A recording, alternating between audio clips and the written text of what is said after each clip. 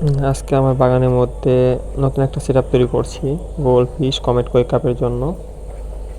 এটা ত্রিপলি সেট করব আর চারপাশে নেট দিয়ে ঘিরে দেবো যাতে অন্য পোকামাকড় ব্যাং ট্যাং না করতে পারে। আর আগের সেটআপগুলো দেখাচ্ছি, ওগুলোও নোংরা হয়ে আছে, ওগুলো পরিষ্কার করতে হবে।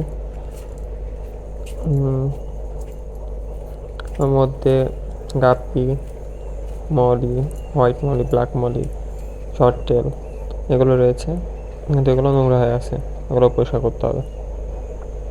অনেক পরিমাণে রয়েছে, সেগুলো করি। আর এই পাশে একটা নতুন সেটআপ, এটার মধ্যে কী রাখবো এখনও প্ল্যান করিনি, দেখি কী রাখা যায়। আর এটার মধ্যে রয়েছে ব্ল্যাক শেম, আপাতত দেখাতে পারবো না, পরে এক সময় দেখাবো আপনাদের।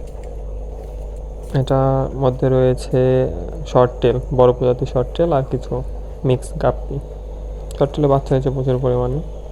এটার মধ্যে রয়েছে লোড জেব্রা, পরবর্তীতে আপনাদের জেব্রা বাচ্চা উঠিয়ে দেখাবো।